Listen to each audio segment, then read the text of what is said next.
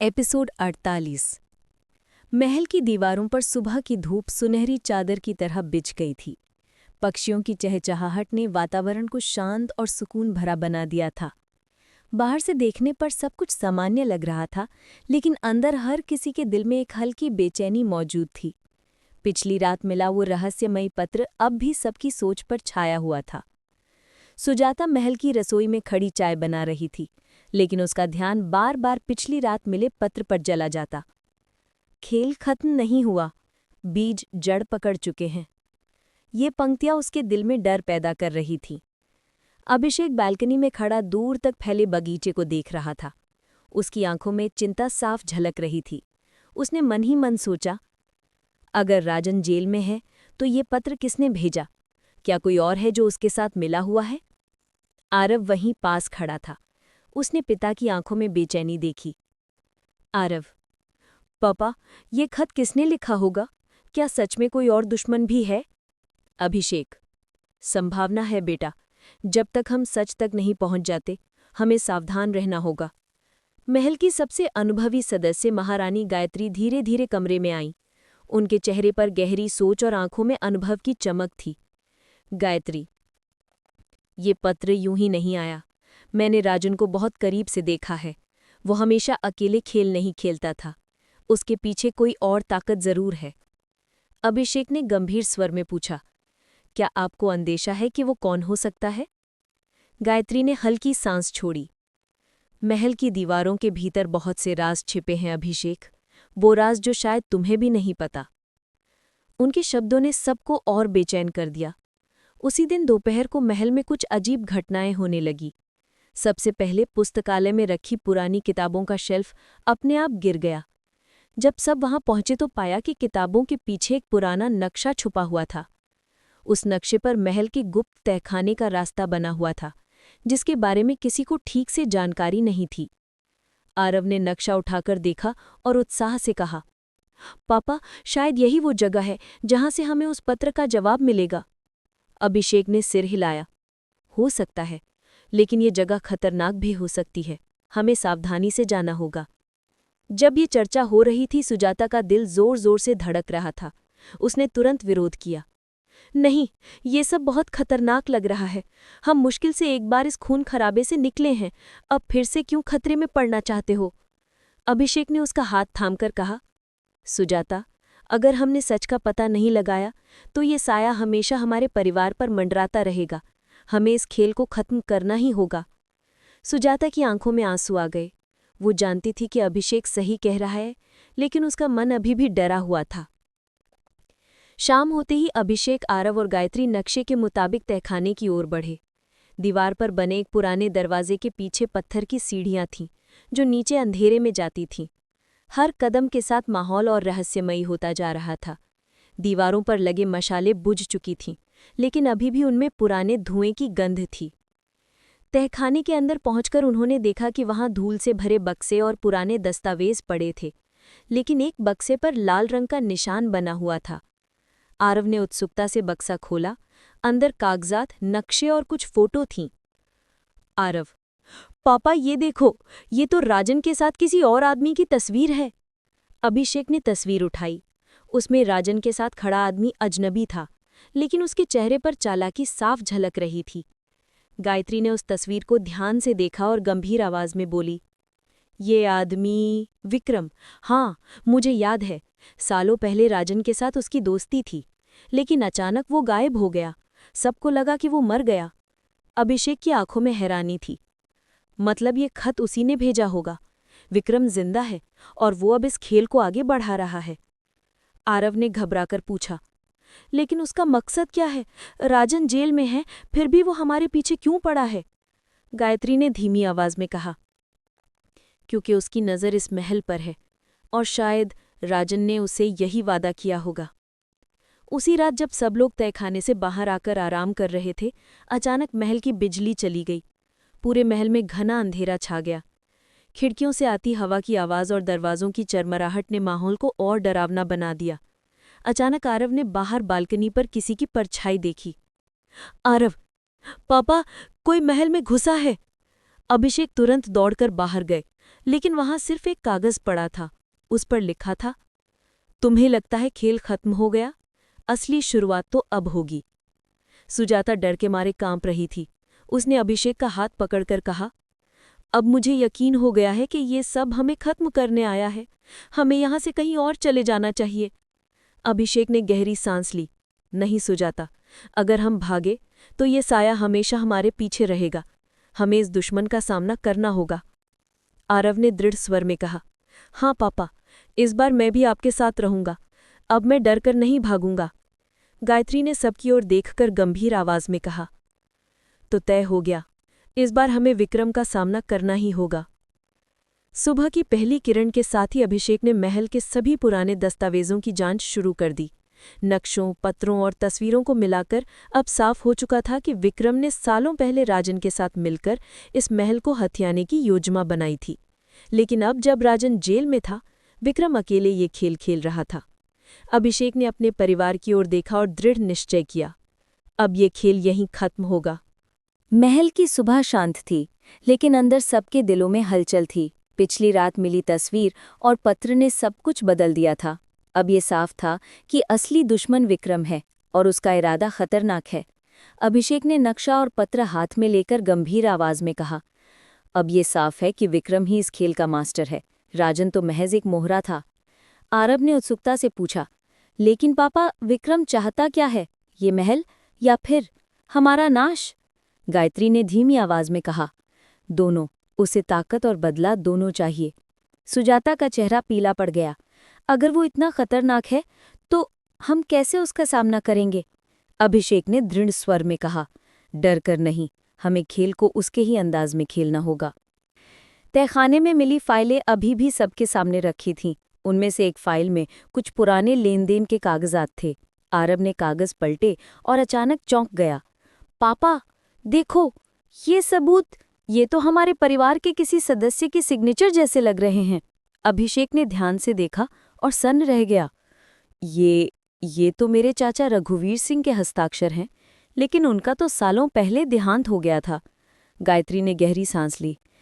रघुवीर और विक्रम बहुत करीब थे। शायद ये सब उन्हीं दिनों की बातें हैं। अब मामला और उलझ गया था। उसी समय नौकरानी दौड़ती हुई आई। उसके हाथ में एक छोटा सा डिब्बा था जो बाहर दरवाजे पर रखा मिला था। अभिषेक ने डिब्बा खोला। अंदर एक पुरानी घड़ी थी और एक चिट्ठी रखी थी। उसमें लिखा था, घड़ी की सुइयां चल रही हैं, पर समय अब मेरे हाथ में है। अगर सच जानना है तो आज रात 12 बजे पुराने महल के खंडर में आना होगा अकेले। सुजाता डर के मारे चिल्ला उठी, ये तो सीधा जाल है। वहां जाना मतलब खुद को मौत के मुंह में धकेलना है। लेकिन अभिषेक शांत थे। जाल है तो भी जाना पड़ेगा, क्योंकि सच वहीं छुपा है। रात का इंतजार करते हुए माहौल बोझिल हो गया। हर कोई अपनी अपनी सोच में डूबा था। आरव ने अचानक कहा, पापा, मैं भी आपके साथ चलूंगा। अभिषेक ने कड़ा स्वर अपनाया, नहीं, ये बहुत खतरनाक है। लेकिन आरव पीछे हटने को तैयार नहीं था। पापा, मैं बच्चा नहीं हूं। अगर हम साथ होंगे तो विक्रम का सामना करना आसान होगा। गायत्री ने बीच में कहा, अभिषेक, कभी कभी बच्चों को मौका देना जरूरी होता है। आरव तैयार है। अभिषेक ने गहरी सांस ली और अनिच्छा से हामी भर दी। रात के ठीक 11 बजे अभिषेक और आरव महल से निकले। गायत्री ने उन्हें आशीर्वाद दिया और सुजाता ने रोते हुए दोनों को गले लगाया। पुराने खंडर की ओर जाने वाला रास्ता सुनसान था। हवा अजीब सी ठंडी थी, जैसे किसी अनहोनी का संकेत दे रही हो। खंडर में पहुंचते ही चारों ओर सन्नाटा छा गया। दीवारें टूटी फूटी थीं और बीच में एक पुरानी मेज रखी थी जिस पर एक लालटेन जल रही थी। आरव ने फुसफुसाकर कहा, पापा, ये जगह मुझे बहुत डरावनी लग रही है। अभिषेक ने उसका हाथ थामा। डरो मत, हम सच के और करीब आ रहे हैं। अचानक एक आवाज गूंजी, विक्रम। तो आखिरकार तुम आ ही गए अभिषेक। अंधेरे से एक लंबा चौड़ा आदमी बाहर आया। उसकी आंखों में खतरनाक चमक थी और चेहरे पर शातिर मुस्कान। अभिषेक ने सीधा सवाल दागा, ये खेल क्यों? राजन तो जेल में है, अब तू क्या चाहता है? विक्रम हंसा, राजन तो हमेशा मेरी कठपुतली था। असली खेल मैंने शुरू किया था और अब ये महल मेरा होगा। आरव गुस्से से बोला, ये महल हमारे पूर्वजों की निशानी है, इसे छूने भी नहीं देंगे तुझे। विक्रम ने ठंडी हंसी हंसी, देखते हैं। विक्रम ने मेज पर रखी फाइल की ओर इशारा किया। ये देखो, ये सबूत हैं कि तुम्हारे परिवार का ही एक सदस्य राजन के साथ मिला हुआ था। तुम चाहो तो इन कागजात से बच सकते हो, लेकिन शर्त है कि महल मुझे सौंप दो। अभिषेक ने गुस्से में कहा, तेरे जैसे गद्दार के आगे झुकना मुझे मंजूर नहीं। विक्रम की आंखों में क्रोध चमका। तो फिर इसके नतीजे भुगतने के लिए तैयार रहो। जैसे ही अभिषेक और आरव पीछे हटे, अचानक खंडर के अंधेरे कोनों से कुछ नकाबपोश लोग बाहर निकल आए। उनके हाथों में हथियार थे। आरव डर गया, लेकिन अभिषेक ने उसे पीछे किया। मैं हूं ना बेटा, संभल कर रहना। विक्रम चिल्लाया, मारो इन्हें, आज यहीं इस खेल का अंत होगा। लड़ाई शुरू हो गई। अभिषेक ने हिम्मत से मुकाबला किया, लेकिन संख्या ज्यादा थी। आरव ने भी एक लकड़ी उठाकर उनका सामना किया। तभी अचानक बाहर से तेज आवाज आई और कुछ लोग अंदर घुसे। वो पुलिस वाले थे। विक्रम चौंक गया। ये कैसे? पुलिस इंस्पेक्टर ने कहा। तुम्हारा खेल खत्म विक्रम। आरव हैरान होकर बोला, लेकिन पुलिस को खबर किसने दी? गायत्री वहां आकर खड़ी हुई। मैंने। मुझे यकीन था कि विक्रम आज कोई चाल चलेगा, इसलिए मैंने पहले ही पुलिस को बुला लिया था। पुलिस ने विक्रम और उसके आदमियों को काबू में कर लिया, लेकिन विक्रम जाते जाते चिल्लाया, ये खेल खत्म नहीं हुआ, मेरे जैसे और भी हैं, तुम लोग चैन से नहीं जी पाओगे। उसकी आवाज खंडहर की दीवारों में गूंजती रही। अभिषेक ने राहत की सांस ली। कम से कम एक दुश्मन तो खत्म हुआ, अब हमें बाकी सच्चाई ढूंढनी होगी। सवेरे का वक्त था। धूप की हल्की किरणें खिड़की से भीतर उतरकर कमरे को रोशन कर रही थी। बाहर चिड़ियों की चहचहाहट थी, मगर भीतर का माहौल एकदम बोझिल और भारी।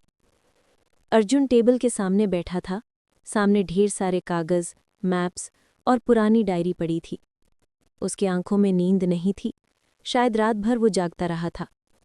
संध्या ने उसके चेहरे को गौर से देखा और कहा, तुम्हें कुछ मिला? अर्जुन ने हल्की सांस छोड़ी, फिर बोला, हाँ, लेकिन जितना मिला है उतना ही डराने वाला है। ये पूरी कहानी किसी छोटे षड्यंत्र की नहीं है, बल्कि ऐसा लगता है जैसे पूरी सरकार और सिस्टम की जड़ें हिलाने वाला खेल खेला जा रहा है। संध्या के चेहरे का रंग उड़ गया। मतलब हमें जो पता चला है वो तो बस शुरुआत है? अर्जुन ने सिर हिलाया। हाँ, और यही वजह है कि सब हमें रोकना चाहते हैं। टेबल पर रखी डायरी किसी R.K. मेहरा नाम के आदमी की थी। इस आदमी का नाम अर्जुन ने पहले कभी नहीं सुना था, मगर डायरी में लिखी बातें एकदम चौंकाने वाली थीं। डायरी में साफ साफ दर्ज था, कैसे कुछ ताकतवर लोग मिलकर शहर के ज़रूरी प्रोजेक्ट्स में हेराफेरी कर रहे थे, कैसे मासूम लोगों की ज़मीनें ज़बरन छीनी जा रही थीं, और कैसे मीडिया को पैसे और धमकी देकर सच्चाई दबाई जा रही थी। संध्या ने डायरी पढ़ते हुए कहा, ये तो बहुत बड़ा घोटाला है अर्जुन, अगर ये बाहर आया तो। अर्जुन ने बीच में ही टोका, तो कई लोग बर्बाद हो जाएंगे, लेकिन सबसे पहले हमारा नंबर आएगा। हम अगर एक कदम भी गलत उठाएंगे तो ये लोग हमें मिटा देंगे। उस रात दोनों एक पुराने गेस्ट हाउस में छिपे हुए थे। बाहर से देखने में जगह वीरान लग रही थी, लेकिन अर्जुन को बार बार लग रहा था कि कोई उनका पीछा कर रहा है। रात के लगभग 1 बजे अचानक खिड़की के पास आहट हुई। संध्या घबराकर अर्जुन से लिपट गई। किसी ने खिड़की छुई है। अर्जुन ने तुरंत टॉर्च उठाई और बाहर रोशनी डाली, मगर वहां कोई नहीं था, बस पेड़ों की परछाइयां हिल रही थीं। संध्या कांपती आवाज में बोली, मुझे डर लग रहा है अर्जुन, कहीं हम फंस तो नहीं गए? अर्जुन ने उसका हाथ पकड़ा और शांत स्वर में कहा, डरना नहीं, जब तक मैं हूं तुम्हें कुछ नहीं होगा। लेकिन अब हमें और तेजी से काम करना होगा। अगली सुबह अर्जुन ने तय किया कि उन्हें डायरी में लिखे मेहरा साहब के परिवार से मिलना होगा। शायद वहीं से असली कड़ी मिले। संध्या हिचकिचाई, लेकिन अगर वो लोग भी इसमें शामिल हुए तो? अर्जुन मुस्कुराया, तो हमें और सबूत मिल जाएंगे। दोनों एक छोटे से कस्बे पहुंचे जहां मेहरा साहब का घर था। घर पुराना और टूटा फूटा था। बाहर से देखकर ही लग रहा था कि वहां रहने वाले लोग संघर्ष में हैं। दरवाज़ा खटखटाने पर एक बूढ़ी औरत बाहर आई। उसकी आंखों में थकान और डर दोनों थे। अर्जुन ने धीरे से कहा, हम मेहरा साहब के बारे में बात करने आए हैं, क्या आप हमें अंदर आने देंगी? वो बूढ़ी औरत चौंकी, फिर थोड़ी देर चुप रही, फिर धीरे से बोली, आइए। कमरे में अंधेरा सा था, बस एक लालटेन जल रही थी। दीवारों पर पुराने फोटो लगे थे, बूढ़ी औरत ने धीरे धीरे बोलना शुरू किया। मेरे पति हर के मेहरा बहुत ईमानदार इंसान थे। उन्होंने बड़े बड़े लोगों के खिलाफ सबूत इकट्ठे किए थे, लेकिन उसी वजह से उनकी जान चली गई। लोगों ने कहा हार्ट अटैक से मौत हुई है, पर मैं जानती हूं ये हत्या थी। संध्या ने धीरे से पूछा, क्या आपके पास कुछ और सबूत है? वो उठी और एक लकड़ी का डिब्बा ले आई। उसमें कुछ कागज, टेप्स और एक पेन ड्राइव थी। उसने कांपते हाथों से अर्जुन को वो डिब्बा दिया और कहा, ये सब उन्होंने छिपा कर रखा था। उन्होंने कहा था सही समय आने पर किसी भरोसेमंद इंसान को देना। शायद वो समय अब आ गया है। अर्जुन ने डिब्बा लेते हुए गंभीर स्वर में कहा, हम वादा करते हैं कि उनका सच दुनिया के सामने लाएंगे। वहीं दूसरी तरफ शहर में बैठे मुख्य गुट के लोग बेचैन हो चुके थे। उनके बीच बातचीत हो रही थी। अर्जुन और संध्या अभी तक जिंदा क्यों हैं? वो जो जानकारी लिए घूम रहे हैं, अगर बाहर आई तो सब खत्म हो जाएगा।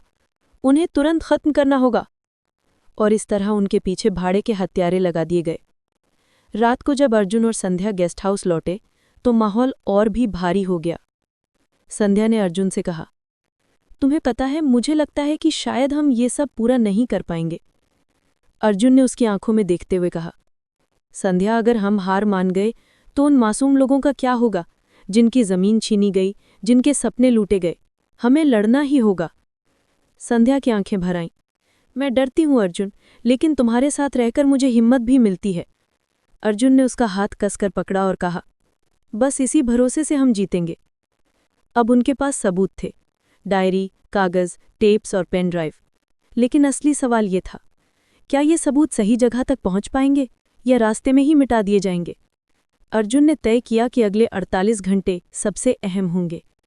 संध्या बोली, तो अब अगला कदम क्या है? अर्जुन ने गहरी सांस लेते हुए कहा, अब अगला कदम होगा सच को सामने लाना, लेकिन इसके लिए हमें सीधे उन ताकतवर लोगों के गढ़ में उतरना होगा। संध्या की आंखों में हैरानी और डर दोनों थे। मतलब अब असली जंग शुरू होगी? अर्जुन ने गंभीर स्वर में जवाब दिया, हाँ, और इस बार पीछे मुड़ने का कोई रास्ता नहीं।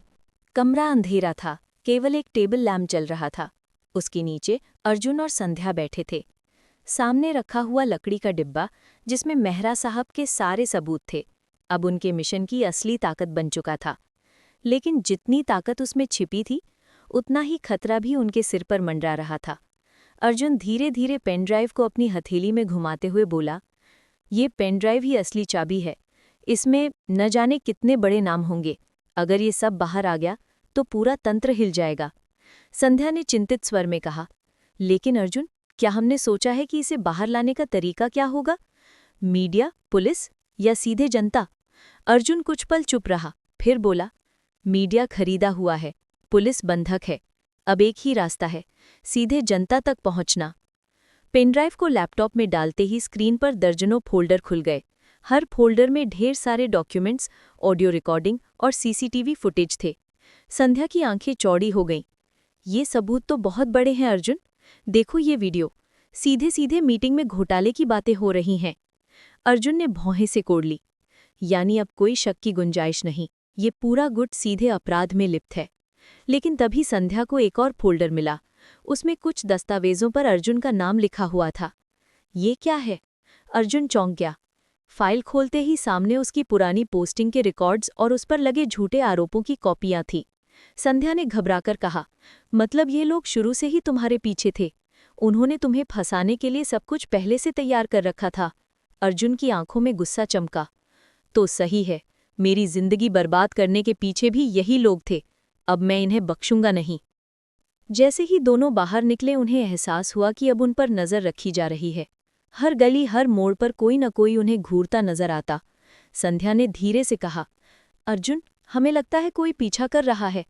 अर्जुन ने बिना पीछे मुड़े जवाब दिया, हाँ, मैंने भी नोटिस किया। अब हमें और सावधान रहना होगा। अचानक पीछे से गाड़ियों की आवाज आई। काली एसयूवी उनके ठीक पीछे आकर रुकी। उसमें से 3 आदमी निकले। उनके हाथों में हथियार थे।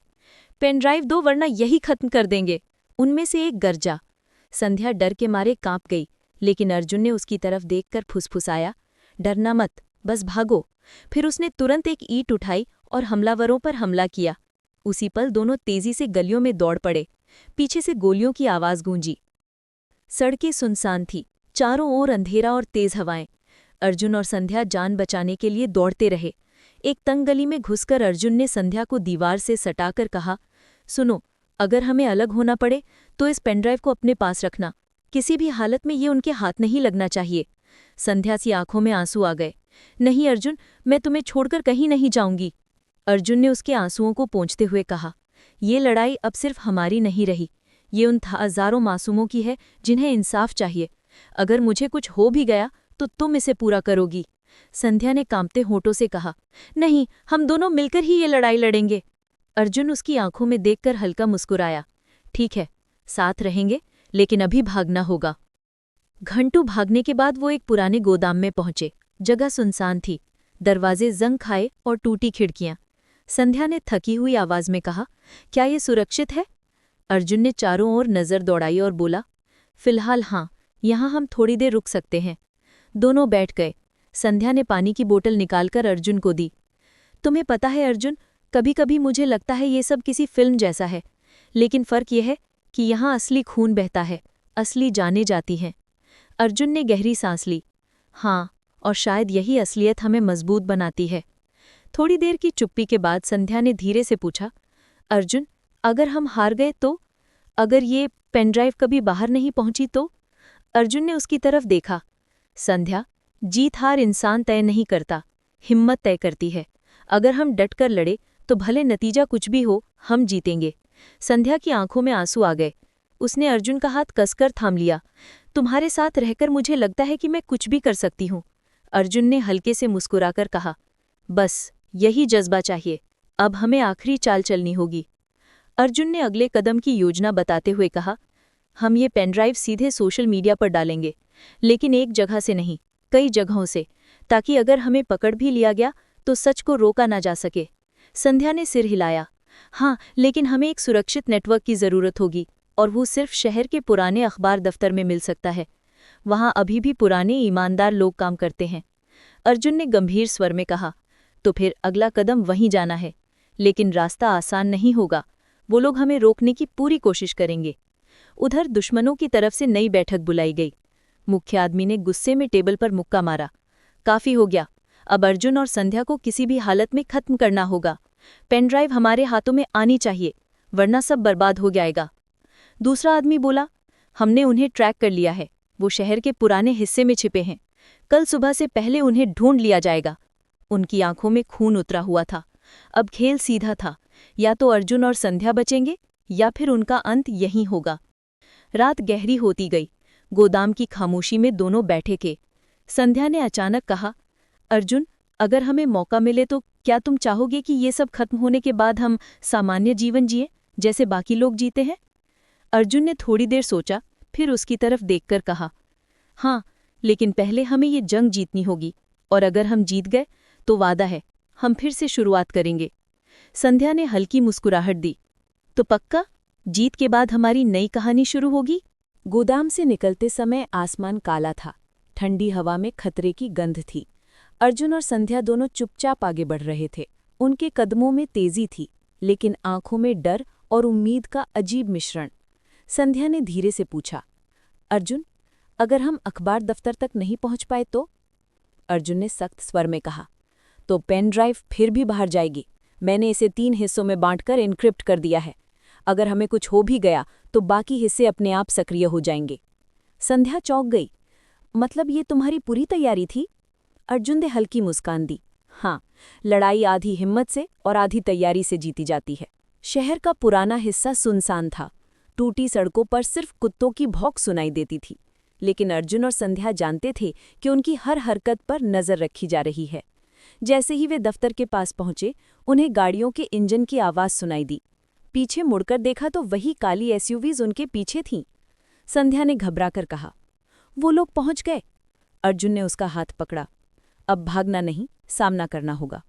एसयूवीज से 10-12 गुंडे उतरे। उनके हाथों में बंदूकें थीं। उनके बीच से मेहरा का खास आदमी कपिल आगे बढ़ा। वो हंसते हुए बोला, बहुत भाग लिए अर्जुन, अब ये खेल यहीं खत्म होगा। पेन ड्राइव दो और जान बचाओ। अर्जुन ने उसकी आंखों में देखते हुए कहा, तुम जैसे गद्दारों से जान बचाने की उम्मीद ही बेमानी है, लेकिन हाँ, पेन ड्राइव जरूर बचेगी। कपिल गुस्से से गरजा और हाथ उठाकर इशारा किया, खत्म कर दो इन दोनों को। गोलियों की गड़गड़ाहट गूंज उठी। अर्जुन ने संध्या को जमीन पर गिराकर कवर लिया। दोनों भागते हुए अखबार दफ्तर के अंदर घुसे। अखबार का पुराना दफ्तर जर्जर था। टेबलों पर धूल जमी थी, फाइलें बिखरी थीं, लेकिन अंदर अब भी कुछ लोग काम कर रहे थे, पुराने पत्रकार जो सच की आखिरी उम्मीद थे। एक बुजुर्ग पत्रकार अर्जुन को पहचान गया। अर्जुन, हमें पता था तुम हार मानने वाले नहीं हो, क्या ये वही सबूत है? अर्जुन ने पेनड्राइव उसकी ओर बढ़ाई। हाँ, इसमें सब कुछ है, लेकिन हमें जल्दी करनी होगी, बाहर दुश्मन है। पत्रकारों ने तुरंत कंप्यूटर ऑन करने लगे। जैसे ही पेनड्राइव जोड़ी गई, स्क्रीन पर फोल्डर खुल गए। पत्रकारों ने तेजी से फाइलें कॉपी कर सोशल मीडिया, न्यूज़ ब्लॉग और लाइव स्ट्रीम पर डालना शुरू कर दिया। संध्या ने राहत की सांस ली। अगर ये सब बाहर चला गया तो अब कोई इन्हें नहीं रोक पाएगा।